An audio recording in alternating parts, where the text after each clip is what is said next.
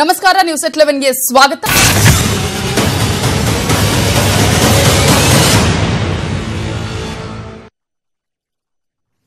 ಮೂರು ಪಕ್ಷಗಳಿಗೆ by election ಬೇಡವಾಗಿತ್ತು. 5 ತಿಂಗಳಿಗೋಸ್ಕರ ಬೈ ಎಲೆಕ್ಷನ್ ಬೇಕಿತ್ತ. ಚುನಾವಣಾ ಆಯೋಗ ಯಾಕೆ ಈ ರೀತಿಯಾಗಿ ನಿರ್ಧಾರ ಮಾಡಿದ್ಯೋ ಅನ್ನುವಂತಹ ಪ್ರಶ್ನೆಯನ್ನ ಕೂಡ ಕೇಳಿದ್ದಾರೆ.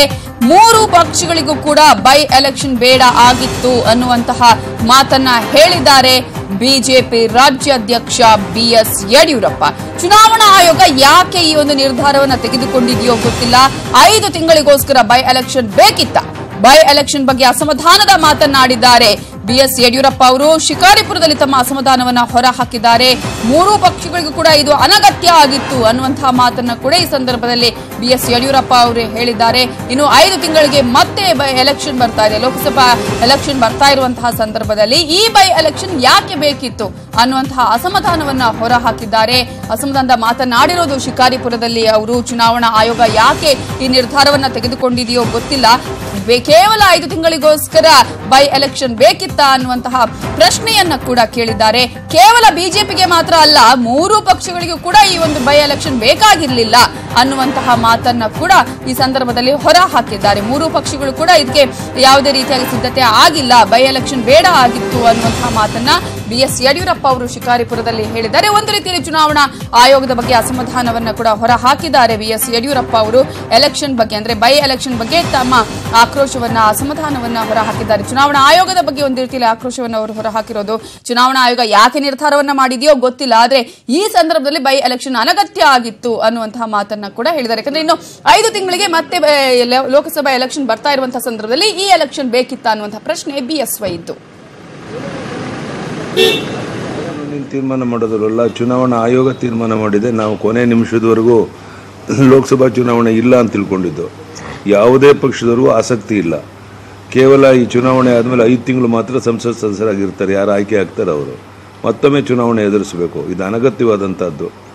ಆದರೆ ಚುನಾವಣಾ ಆಯೋಗ ಯಾವ ರೀತಿ ಯೋಚನೆ ಮಾಡಿದೋ ಗೊತ್ತಿಲ್ಲ. ಅನಿವಾರ್ಯವಾಗಿ ಅವರು ತಗೊಂಡ ತೀರ್ಮಾನಕ್ಕೆ ನಾವು ತಲೆಬಾಗಬೇಕು. 3 ಲೋಕಸಭಾ ಚುನಾವಣೆ, 2 ವಿಧಾನಸಭಾ ಉಪಚುನಾವಣೆಗಳು ಬರ್ತಾ ಇದೆ. ಈಗಾಗಲೇ ದಿನಾಂಕ ಎಲ್ಲ ಘೋಷಣೆ ಆಗಿದೆ. ಹೀಗಾಗಿ 5 ಕ್ಷೇತ್ರದಲ್ಲಿ ನಮ್ಮ ಅಭ್ಯರ್ಥಿಗಳು ಇರ್ತಾರೆ. ಶ್ರೀರಾಮುಲು ಜೊತೆ ಮಾತನಾಡ್ತಾ ಇದ್ದೇನೆ, ಅಲ್ಲಿ ಯಾರು ಅಭ್ಯರ್ಥಿ ಇರಬೇಕು ಅಂತ. ಶಿವಮೊಗ್ಗದಲ್ಲಿ ಇವತ್ತು 4 ಗಂಟೆಗೆ ಪ್ರಮುಖರೆಲ್ಲ ಸೇರ್ತಾ ಇದ್ದೇವೆ. ಇವತ್ತು ಯಾರು ಶಿವಮೊಗ್ಗ ಜಿಲ್ಲೆಗೆ ಅಭ್ಯರ್ಥಿ ಇರಬೇಕು ಅಂತಲೂ ಸಹ ಫೈನಲೈಸ್ ಮಾಡ್ತೇವೆ. ಮಂಡ್ಯ ಜಿಲ್ಲೆಗೆ ಯಾರು ನಿಲ್ಲಬೇಕು ಅಂತೇಳಿ ನಾಳೆ ಬೆಂಗಳೂರಿಗೆ ಹೋದ್ಮೇಲೆ ಅಲ್ಲಿ ಕುಂತು ಚರ್ಚೆ ಮಾಡಿ ತೀರ್ಮಾನ ತಗೊತೇನೆ. ಮತ್ತು ಜಮಖಂಡಿ ವಿಧಾನಸಭಾ ಕ್ಷೇತ್ರ ದೃಷ್ಟಿಯಿಂದ ನಾಳೆ ಅಲ್ಲಿಯ ಪ್ರಮುಖರನ್ನ ಎಲ್ಲರನ್ನೂ ಬೆಂಗಳೂರು ಬರೋಕ್ಕೆ ಹೇಳಿದ್ದೇನೆ. ಅವ್ರ ಜೊತೆ ಸಮಾಲೋಚನೆ ಮಾಡಿ ಅಭ್ಯರ್ಥಿಯನ್ನು ತೀರ್ಮಾನ ಮಾಡ್ತೇವೆ. ಅದೇ ರೀತಿ ಕುಮಾರಸ್ವಾಮಿಯಿಂದ ತೆರವಾದಂಥ ಸ್ಥಾನಕ್ಕೂ ಸಹ 2-3 ಜನ ಅಭ್ಯರ್ಥಿಗಳಿದ್ದಾರೆ. ಯಾರನ್ನು ನಿಲ್ಲಿಸಬೇಕು ಅಂತ ನಾಳೆ ನಾಡದಲ್ಲಿ ತೀರ್ಮಾನ.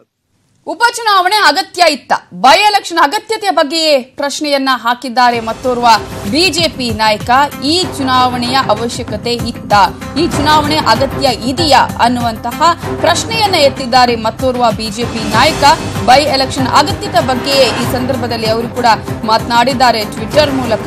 ಈಗಾಗಲೇ ಬಿಎಸ್ ಯಡಿಯೂರಪ್ಪ ಅವರು ಕೂಡ ಒಂದು ರೀತಿಯಲ್ಲಿ ಅಸಮಾಧಾನ ಯಾವುದನ್ನ ಹೊರ ಹಾಕಿದ್ರು. ಇನ್ನು ಕೇವಲ 5 ತಿಂಗಳು ಇದೆ ಲೋಕಸಭಾ ಎಲೆಕ್ಷನ್ಗೆ. ಆ ಸಂದರ್ಭದಲ್ಲಿ ಮತ್ತೆ ಬೈ ಎಲೆಕ್ಷನ್ ಅನ್ನ ಮಾಡುವಂತದ್ದು ಬೇಕಿತ್ತ, ಅದರ ಅಗತ್ಯತೆ ಇತ್ತ ಅನ್ನುವಂಥ ಪ್ರಶ್ನೆಯನ್ನ ಕೇಳಿದ್ದಾರೆ. ಈಗ ಮತ್ತೋರ್ವ ಬಿಜೆಪಿ ನಾಯಕ ಕೂಡ ಅದೇ ರೀತಿಯ ಪ್ರಶ್ನೆಯನ್ನ ಕೇಳಿದ್ದಾರೆ. ಶಿವಮೊಗ್ಗದಲ್ಲಿ ಯಡಿಯೂರಪ್ಪ ಒಂದ್ ಕಡೆ ಬೈ ಎಲೆಕ್ಷನ್ ಬಗ್ಗೆ ಪ್ರಶ್ನೆಯನ್ನ ಎತ್ತಿದ್ರೆ ಬಿಎಸ್ವೈ ಅಸಮಾಧಾನವನ್ನ ಹೊರ ಹಾಕಿದ್ರೆ, ಬಿಜೆಪಿಯ ಸುರೇಶ್ ಕುಮಾರ್ ಅವರು ಕೂಡ ಟ್ವೀಟ್ ಮೂಲಕ ಈ ಒಂದು ಎಲೆಕ್ಷನ್ ಬಗ್ಗೆ ಮಾತನಾಡಿದ್ದಾರೆ. ಅಂದ್ರೆ ಟ್ವೀಟ್ ಮಾಡಿದ್ದಾರೆ. ಈ ಎಲೆಕ್ಷನ್ ಅಗತ್ಯತೆ ಬಗ್ಗೆ ಅವರು ಪ್ರಶ್ನೆಯನ್ನ ಮಾಡಿದ್ದಾರೆ. ಬೈ ಎಲೆಕ್ಷನ್ ಬಗ್ಗೆ ಬಿಎಸ್ವೈ ಒಂದು ರೀತಿಯಲ್ಲಿ ತಮ್ಮ ಅಸಮಾಧಾನವನ್ನ ಹೊರ ಹಾಕಿರುವಂತಹ ಬೆನ್ನಲ್ಲೇ ಬಿಜೆಪಿಯ ಸುರೇಶ್ ಕುಮಾರ್ ಅವರು ಕೂಡ ಟ್ವಿಟರ್ ಮೂಲಕ ಈಗಾಗಲೇ ಪ್ರಶ್ನೆಯನ್ನ ಕೇಳಿದ್ದಾರೆ. ಇದರ ಅಗತ್ಯತೆ ಇತ್ತ, ಉಪಚುನಾವಣೆ ಅಗತ್ಯ ಇದೆಯಾ, ಬೈ ಎಲೆಕ್ಷನ್ ಅಗತ್ಯತೆ ಏನು ಅನ್ನುವಂತಹ ಪ್ರಶ್ನೆಯನ್ನ ಬಿಜೆಪಿ ಮುಖಂಡರಾಗಿರುವಂತಹ ಸುರೇಶ್ ಕುಮಾರ್ ತಮ್ಮ ಟ್ವಿಟರ್ ಅಲ್ಲಿ ಹೊರ ಹಾಕಿದ್ದಾರೆ. ಈಗಾಗಲೇ ಗಮನಿಸಬಹುದು, ಆ ಟ್ವಿಟರ್ ಅನ್ನು ಕೂಡ ನೀವು ಗಮನಿಸಬಹುದು. ನವೆಂಬರ್ 6ನೇ ತಾರೀಕು 3ನೇ ನೀವು ಲೋಕಸಭಾ ಅಂದ್ರೆ ಎಲೆಕ್ಷನ್ ಆಗ್ತಾ ಇದೆ. ಸೊ ಇದರ ಅಗತ್ಯತೆ ಏನು? ಇನ್ನು ಕೇವಲ 4 ತಿಂಗಳು ಮಾತ್ರ ಇದೆ ಈ ಲೋಕಸಭಾ ಎಲೆಕ್ಷನ್ಗೆ. ಹಾಗಾಗಿ ಈ ಸಂದರ್ಭದಲ್ಲಿ ಈ ಎಲೆಕ್ಷನ್ ನೆಸೆಸರಿ ಇದೆಯಾ ಅನ್ನುವಂತಹ ಪ್ರಶ್ನೆಯನ್ನ ಕೂಡ ತನ್ನ ಟ್ವಿಟರ್ ಮೂಲಕ ಹೇಳಿದ್ದಾರೆ ಈಗಾಗಲೇ ಸುರೇಶ್ ಕುಮಾರ್ ಅವರು. ಒಂದ್ ಕಡೆ BS ಯಡಿಯೂರಪ್ಪ ಅವರು ಕೂಡ ಅದೇ ರೀತಿಯ ಅಸಮಾಧಾನವನ್ನ ಹೊರ ಹಾಕಿದ್ರು. ಯಾಕೆ ಬೇಕಾಗಿತ್ತು ಈ ಬೈ ಎಲೆಕ್ಷನ್? ಇನ್ನು ಕೆಲವೇ ತಿಂಗಳಲ್ಲಿ ಎಲೆಕ್ಷನ್ ಬರ್ತಾ ಇದೆ, ಲೋಕಸಭಾ ಚುನಾವಣೆ ಬರ್ತಾ ಇದೆ. ಅಂತಹ ಸಂದರ್ಭದಲ್ಲಿ ಇದು ಮತ್ತೊಂದು ಖರ್ಚಿಗೆ ಕಾರಣ ಆಗಲ್ವಾ ಅನ್ನುವಂಥ ರೀತಿಯಲ್ಲಿ ಮಾತನಾಡಿದ್ರು. ಕೊನೆ ಕ್ಷಣದವರೆಗೂ ಕೂಡ ಎಲೆಕ್ಷನ್ ಇಲ್ಲ ಅಂತ ನಾವು ಅಂದ್ಕೊಂಡಿದ್ವಿ, ಆದ್ರೆ ಈಗ ಚುನಾವಣಾ ಆಯೋಗ ಎಲೆಕ್ಷನ್ ಇದೆ ಅಂತ ಡಿಕ್ಲೇರ್ ಕೂಡ ಮಾಡಿದೆ, ದಿನಾಂಕ ಘೋಷಣೆ ಮಾಡಿದೆ.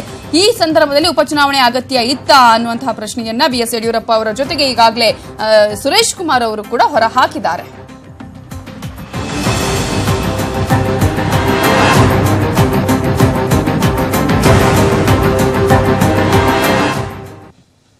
ಮಂಡ್ಯ ಜಿಲ್ಲಾಡಳಿತದ ಆದೇಶಕ್ಕೆ ಕಿಮ್ಮತ್ತೇ ಇಲ್ಲ. ಜಿಲ್ಲಾಡಳಿತ ನಿಷೇಧ ಮಾಡಿದ್ರು ಡೋಂಟ್ ಕೇರ್, ಹೆಸರಿಗಷ್ಟೇ ನಿಷೇಧ, ಆದ್ರೂ ಕೂಡ ಅಲ್ಲಿ ನಡೆಯುತ್ತೆ ಕಲ್ಲು ಗಣಿಗಾರಿಕೆ.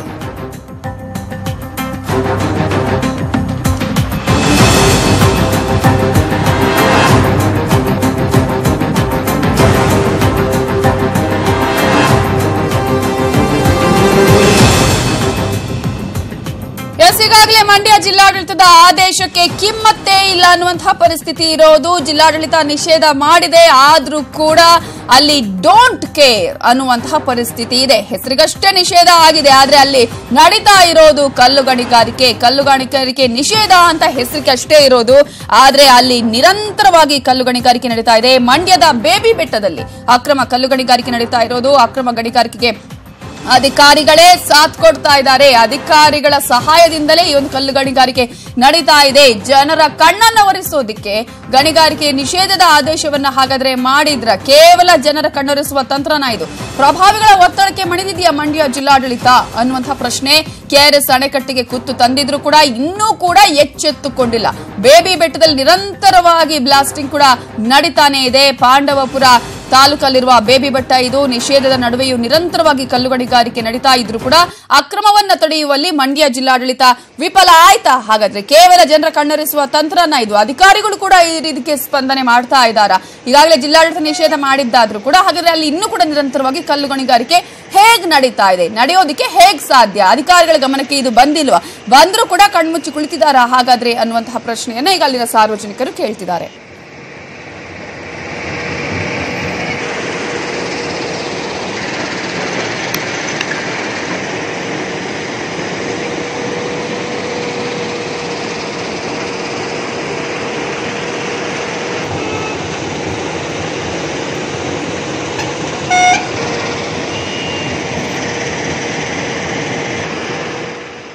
ಈ ಬಗ್ಗೆ ಡೀಟೇಲ್ಸ್ ಕೊಡೋದಕ್ಕೆ ನಮ್ಮ ರಿಪೋರ್ಟರ್ ರಾಘವೇಂದ್ರ ಈಗ ಫೋನ್ ಸಂಪರ್ಕದಲ್ಲಿದ್ದಾರೆ. ರಾಘವೇಂದ್ರ, ಈಗ ಜಿಲ್ಲಾಡಳಿತ ನಿಷೇಧ ಮಾಡಿದೆ, ಫೈನ್, ಹಾಗಾದ್ರೆ ಹೇಗ್ ನಡೀತಾ ಇದೆ ಕಲ್ಲು ಗಣಿಗಾರಿಕೆ? ನಿಷೇಧ ಮಾಡಿದ್ರು ಕೂಡ ಗೊತ್ತಿದ್ರು ಕಣ್ಮುಚ್ಚಿ ಕುಳಿತಿದೆಯಾ ಜಿಲ್ಲಾಡಳಿತ? ಹೇಗೆ ಹಾಗಾದ್ರೆ ಪ್ರಭಾವಿಗಳ ಒತ್ತಡ ಇದೆ ಅಂತ ಆಯ್ತು ಹಾಗಾದ್ರೆ? ಖಂಡಿತವಾಗಿ ನವಿತಾ, ಏನು ಪಾಂಡುಪುರ ತಾಲೂಕಿನ ಬೇಬಿ ಸೇರಿದಂತೆ ಸುತ್ತಮುತ್ತಲ ಗ್ರಾಮಗಳಲ್ಲಿ ನಡೀತಿರುವಂತಹ ಅಕ್ರಮ ಗಣಿಗಾರಿಕೆಯನ್ನ ನಿಷೇಧ ಮಾಡ್ಲಿಕ್ಕೆ ಅಂತೇಳಿ ಕಳೆದ 1 ತಿಂಗಳ ಹಿಂದಷ್ಟೇ ಏನು ಈ ಗಣಿಗಾರಿಕೆಯಿಂದ ಪಕ್ಕದಲ್ಲಿರುವಂತಹ KRS ಜಲಾಶಯಕ್ಕೂ ಕೂಡ ಕಂಟಕ ಇದೆ ಅಂತ ಹೇಳಿ ಪ್ರಾಕೃತಿಕ ವಿಕೋಪ ಒಂದು ಸಮಿತಿ ಒಂದು ವರದಿಯನ್ನು ನೀಡಿತ್ತು. ಆ ವರದಿ ಆಧಾರದ ಮೇಲೆ ಏನು ಮಂಡ್ಯ DC ಅವರು ಏನು KRS ಸುತ್ತಮುತ್ತ ಸುಮಾರು 20 ಕಿಲೋಮೀಟರ್ ವ್ಯಾಪ್ತಿಯಲ್ಲಿ ಯಾವುದೇ ರೀತಿಯ ಸ್ಫೋಟಕ ಬಳಸದೆ ಗಣಿಗಾರಿಕೆಯನ್ನು ಮಾಡುವಂತಿಲ್ಲ ಅಂತ ಒಂದು ಆದೇಶವನ್ನು ಮಾಡಿದ್ರು. ಜೊತೆಗೆ 1 ತಿಂಗಳ ಕಾಲ ಯಾವುದೇ ಕಲ್ಲು ಗಣಿಗಾರಿಕೆಗೂ ನಿಷೇಧವನ್ನು ಹೇರಿದ್ರು. ಆದ್ರೆ ಇದೊಂದು ಈಗ ಕಣ್ಣು ಒರೆಸುವ ತಂತ್ರ ಅಂತ ಮಾತ್ರ ಹೇಳಲಾಗ್ತದೆ. ಯಾಕೆಂದ್ರೆ ಇನ್ನೂ ಕೂಡ KRS ಸುತ್ತಮುತ್ತ ಏನಿದೆ ಗಣಿಗಾರಿಕೆಗಳು, ಆ ಗಣಿಗಾರಿಕೆಯಲ್ಲಿ ಇನ್ನೂ ಕೂಡ ಏನೋ ಒಂದು ಸ್ಫೋಟಗಳನ್ನ ಬಳಸಿ ಗಣಿಗಾರಿಕೆಯನ್ನು ಮಾಡಲಾಗ್ತಿದೆ ಅನ್ನೋದು ಕೂಡ ಈಗ ನಮಗೆ ಲಭ್ಯ ಆಗಿದೆ. ನಮಗೆ ಸಿಕ್ಕುವಂತಹ ಒಂದು ಎಕ್ಸ್ಕ್ಲೂಸಿವ್ ವಿಡಿಯೋದಲ್ಲಿ ಕೂಡ ಏನು ಆ ಒಂದು ಬೇಬಿ ಬೆಟ್ಟದ ಸುತ್ತಮುತ್ತ ಇರುವಂತಹ ಕಲ್ಲು ಗಣಿಗಾರಿಕೆಯಲ್ಲಿ ಸ್ಫೋಟಕಗಳನ್ನ ಬಳಸಿ ಒಂದು ಗಣಿಗಾರಿಕೆಯನ್ನು ಮಾಡ್ತಿರೋ ಕೂಡ ವಿಡಿಯೋ ಕೂಡ ಲಭ್ಯ ಆಗಿರುವಂತದ್ದು. ಅಲ್ಲೇ ಸ್ಥಳೀಯರು ಕೂಡ ಹೇಳುವ ಹಾಗೆ ಏನು ನಿಷೇಧಾಜ್ಞೆ ಮಾಡಿದ 2 ದಿನಗಳ ಕಾಲ ಮಾತ್ರ ಈ ಒಂದು ಕ್ವಾರೆಗಳು ಸ್ತಬ್ಧ ಆಗಿತ್ತು, ನಂತರ ಯಥಾಸ್ಥಿತಿಯನ್ನು ಮುಂದುವರಿತಾ ಇವೆ. ಯಾಕೆಂದ್ರೆ ಈ ಒಂದು ಕಲ್ಲು ಗಣಿಗಾರಿಕೆಯಲ್ಲಿ ಪ್ರಭಾವಿ ರಾಜಕಾರಣಿಯೊಬ್ಬರ ಕೈವಾಡ ಇದೆ. ಹಾಗಾಗಿ ಎಲ್ಲೋ ಒಂದು ಕಡೆ ಜಿಲ್ಲಾಡಳಿತ ಪ್ರಭಾವಿ ರಾಜಕಾರಣಿ ಒತ್ತಡನ ತಾಳಲಾರದೆ ಅದು ಕೇವಲ ಕಣ್ಣೊರೆಸುವ ತಂತ್ರಕ್ಕೆ ಒಂದು ಸ್ಫೋಟಗಳನ್ನ ಬಳಸಿ ಕಣ್ಣೊರೆಸುವ ತಂತ್ರವನ್ನ ಮಾಡ್ತು. ಆದ್ರೆ ಯಾವುದೇ ರೀತಿಯಾಗಲೂ ಕಣ್ಣು ಗಣಿಗಾರಿಕೆ ನಿಂತಿಲ್ಲ. ಇದರಿಂದ ನಮ್ಮ ಸುತ್ತಮುತ್ತಲ ಗ್ರಾಮಗಳಲ್ಲಿ ಸೇರಿದಂತೆ ಅನೇಕ ಮನೆಗಳು ಕೂಡ ಬಿಡ್ತಾ ಇವೆ. ಜೊತೆಗೆ KRSಗೂ ಕೂಡ ಸಾಕಷ್ಟು ಕಂಟಕ ಆಗ್ತಾ ಇದೆ. ಏನಿಲ್ಲ ಸ್ಫೋಟಕಗಳ ಬಳಕೆಯಿಂದ KRS ಬಿರುಕು ಬಿಡುವ ಸಾಧ್ಯತೆಗಳು ಕೂಡ ಹೆಚ್ಚಾಗಿವೆ ಅನ್ನೋದು ಈಗಾಗಲೇ ಕೂಡ ಏನು ವರದಿಯನ್ನ ಕೊಟ್ಟಿದೆ ಒಂದು ಪ್ರಾಕೃತಿಕ ವಿಪತ್ತು ಇಲಾಖೆ ವರದಿಯಲ್ಲೂ ಕೂಡ ಸ್ಪಷ್ಟವಾಗಿ ಉಲ್ಲೇಖ ಇದೆ. ಇಷ್ಟಾದ್ರೂ ಕೂಡ ಮಂಡ್ಯ ಜಿಲ್ಲಾಡಳಿತ ಯಾವುದೇ ರೀತಿಯ ಕ್ರಮವನ್ನ ಕೈಗೊಂಡಿಲ್ಲ. ಎಲ್ಲೋ ಒಂದು ಕಡೆ ಜಿಲ್ಲಾಡಳಿತದ ಪೊಲೀಸ್ ಇಲಾಖೆ ಇರ್ಬೋದು, ಅರಣ್ಯ ಇಲಾಖೆ ಇರ್ಬೋದು, ಅಥವಾ ಗಣಿ ಮತ್ತು ಭೂ ವಿಜ್ಞಾನ ಇಲಾಖೆ ಅಧಿಕಾರಿಗಳು ಎಲ್ಲರೂ ಕೂಡ ಶಾಮೀಲಾಗಿ ಒಂದು ಅಕ್ರಮ ಗಣಿಗಾರಿಕೆಗೆ ಸಾಥನ್ನ ಕೊಡ್ತಿದ್ದಾರೆ ಅನ್ನೋದು ಸ್ಥಳೀಯರ ಒಂದು ಆರೋಪ.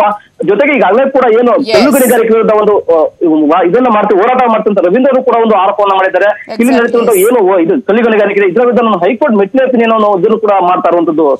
Thank you Raghavendra. ಡೀಟೇಲ್ಸ್ಗೆ ನಮ್ಮ ಜೊತೆಗೆ ಮಾತನಾಡೋದಕ್ಕೆ ಆರ್ಟಿಐ ಕಾರ್ಯಕರ್ತ ಆಗಿರುವಂತಹ ರವೀಂದ್ರ ಅವರು ಫೋನ್ ಸಂಪರ್ಕದಲ್ಲಿದ್ದಾರೆ. ನಮಸ್ತೆ. ನಮಸ್ತೆ ಮೇಡಮ್. ಈಗ ಜಿಲ್ಲಾಡಳಿತಕ್ಕೆ ಗೊತ್ತಿದೆ, ಇದು ಗೊತ್ತಿದ್ದು ಕೂಡ ಹಾಗಾಗಿ ಅಪಾಯ ಆಗ್ಲಿ ಅಂತಾನೆ ಬಿಟ್ಟಿದ್ಯಾ ಹೇಗೆ, ಅಥವಾ ಅಧಿಕಾರಿಗಳು ಏನಾದ್ರೂ ದಾರಿ ತಪ್ಪಿಸುವ ಕೆಲಸ ಮಾಡಿದಾರಾ? ಮೇಡಮ್, SP ಮತ್ತೆ ಜಿಲ್ಲಾಧಿಕಾರಿಗಳು ಕೂಡ ಮೊನ್ನೆ ಬೇವಿ ಬೆಟ್ಟಕ್ಕೆ ಭೇಟಿ ನೀಡಿದ್ದಾರೆ. ಭೇಟಿ ನೀಡುವಂತ ಸಂದರ್ಭದಲ್ಲಿ ಸ್ಥಳೀಯ ಪೊಲೀಸ್ ಅಧಿಕಾರಿಗಳು ಏನು ಪಾಂಡಪುರದವ್ರು ಇದ್ದಾರೆ, ಅವರು ಅಲ್ಲಿ ಟೋನ್ ಕಸರ್ ಅವ್ರಿಗೆ ಯಾರು ಅಧಿಕಾರಿಗಳು ದಾಳಿ ಮಾಡ್ತಾರೆ ಆ ಸಂದರ್ಭದಲ್ಲಿ ಅವ್ರಿಗೆ ಮಾಹಿತಿಯನ್ನ ಕೊಡ್ತಾರೆ. ಮಾಹಿತಿ ಕೊಟ್ಟಂತ ಸಂದರ್ಭದಲ್ಲಿ ಅವ್ರು ಎಲ್ಲವನ್ನು ಕೂಡ ತಟಸ್ಥ ಮಾಡ್ತಾರೆ. ಅವ್ರು ಹೋದ್ಮೇಲೆ ಪುನಃ ಪ್ರಾರಂಭ ಮಾಡ್ತಾ ಇದ್ದಾರೆ. ನಿನ್ನೆ ಮಧ್ಯಾಹ್ನ ಇದನ್ನ ಮೊಬೈಲ್ ನಲ್ಲಿ ವಿಡಿಯೋ ಸೆರೆ ಮಾಡ್ತಕ್ಕಂತ ಸಂದರ್ಭದಲ್ಲಿ 1 ಗಂಟೆ ಒಂದೂವರೆ ಟೈಮ್ ನಲ್ಲಿ ಇಲ್ಲಿ ಸ್ಫೋಟ ಆಗಿರೋದು. ಮಧ್ಯಾಹ್ನನೇ ಸ್ಫೋಟ ಆಗಿದೆ. ಅದು ವಿಡಿಯೋನಲ್ಲೂ ಕೂಡ ಅದು ದಾಖಲಾಗಿದೆ. ಮತ್ತೆ ಅಲ್ಲಿ ಏನು ಸ್ಟೋನ್ ಕಸ ನಡೀತಾ ಇದೆ, ಅದು ಧೂಳು ಕನ್ನಂಬಾಡಿ ಕಟ್ಟೆಯ ನೀರ್ನೊಳಗೆ ಹೋಗ್ತಾ ಇದೆ. ಆ ನೀರು ಹೋಗುವಂತ ದಟ್ಟವಾಗಿ ಹೊಗೆ ಹೋಗ್ತಕ್ಕಂತ ರೀತಿನಲ್ಲಿ ಹೋಗ್ತಾ ಇದೆ. ಆ ಸ್ಟೋನ್ ಕಸ ಪಕ್ಕದಲ್ಲೇ ಒಂದು ಕೆರೆ ಕೂಡ ಇದೆ. ಆ ಕೆರೆನ ಮುಚ್ಚಿ ಇವರು ರಸ್ತೆಯನ್ನ ಮಾಡ್ಕೊಂಡಿರುವಂತದ್ದು ಕೂಡ ಆ ವಿಡಿಯೋದಲ್ಲಿ ಕಂಡು ಬರ್ತಾ ಇದೆ ಮೇಡಮ್. ಅಂದ್ರೆ ಈಗ ನಿಷೇಧ ಇದೆಯಲ್ವಾ, ನಿಷೇಧವನ್ನ ಹೇರಲಾಗಿದೆ, ಆದ್ರೂ ಕೂಡ ಇಲ್ಲಿ ನಿರಂತರವಾಗಿ ಕಲ್ಲು ಗಣಿಗಾರಿಕೆ ನಡೀತಾನೆ ಇದೆ ಅಂತ ಹೇಳಿ ಪ್ರಭಾವಿಗಳ ಒತ್ತಡ ಇದೆಯಾ ಅಂತ ಅನ್ಸುತ್ತೆ ರವೀಂದ್ರ ಅವರೇ? ಹೌದು ಮೇಡಮ್. ಯಾಕೆಂತ ಹೇಳಿದ್ರೆ ಅಲ್ಲಿ ಎಲ್ಲರೂ ಪ್ರಭಾವಶಾಲಿಗಳೇ, ಅಲ್ಲಿ ಸ್ಟೋನ್ ಕಸರ್ ಮಾಲೀಕರೆಲ್ಲರೂ ಕೂಡ ಪಕ್ಷ ಭೇದ ಮರೆತು ಮಾಡಿದ್ದಾರೆ. ಅಲ್ಲಿ ಕಾಂಗ್ರೆಸ್ನವರು ಕೂಡ ಇದ್ದಾರೆ, JDS ನವರು ಕೂಡ ಇದ್ದಾರೆ. ಇಲ್ಲಿ CS ಪುಟ್ಟರಾಜುರವರ ಕುಟುಂಬ ಸಂಪೂರ್ಣವಾಗಿ ಆವರಿಸ್ಕೊಂಡಿರುವಂತದ್ದು. ಇಲ್ಲಿ ಇವರು ಉಸ್ತುವಾರಿ ಸಚಿವರಾಗಿರೋದ್ರಿಂದ CS ಪುಟ್ಟರಾಜುರವರು ಜಿಲ್ಲಾಧಿಕಾರಿಗಳಾಗ್ಲಿ ಮತ್ತೆ ಇತರ ಅಧಿಕಾರಿಗಳಾಗ್ಲಿ ನೇರವಾಗಿ ಕ್ರಮ ತಗೊಳ್ಳಿಕ್ಕೆ ಹಿಂದೇಟ್ ಆಗ್ತಾ ಇದ್ದಾರೆ. ಅಲ್ಲಿ ಹೋಗ್ತಾ ಇದ್ರೆ ಬೇಬಿ ಬೆಟ್ಟಕ್ಕೆ ಹೋಗ್ತಾರೆ, ವಾಪಸ್ ಬರ್ತಾರೆ. ದಿನನಿತ್ಯ ಮಾಧ್ಯಮ ಪತ್ರಿಕೆಗಳಲ್ಲಿ ಈ ಸುದ್ದಿ ಬರ್ತಾನೆ ಇದೆ. ಕಳೆದ ವರ್ಷ ನಬಾರ್ಡ್ ವಿಶ್ವ ವರ್ಲ್ಡ್ ಬ್ಯಾಂಕ್ ನಲ್ಲೂ ಕೂಡ 38 ಕೋಟಿ ರೂಪಾಯಿನ ಅಣೆಕಟ್ಟಿಗೋಸ್ಕರ ಇವರು ಖರ್ಚು ಮಾಡಿದ್ದಾರೆ ರಿಪೇರಿಗೆ ಅಂತ ಹೇಳಿ. ಆ ರಿಪೇರಿ ಬಂದಿರುವಂತದ್ದು ಕೂಡ ಇಲ್ಲಿ ಸ್ಫೋಟಗಳನ್ನ ಸಿಡದೆ ಅಲ್ಲಿ ರಿಪೇರಿ ಆಗಿರುವಂತದ್ದು ಡ್ಯಾಮ್ಗೆ. ಓಕೆ, ಥ್ಯಾಂಕ್ ಯು ರವೀಂದ್ರ ಅವರೇ, ನೀವು ಸಿಟಿಂಗ್ ಜೊತೆ ಮಾತನಾಡಿದಕ್ಕಾಗಿ.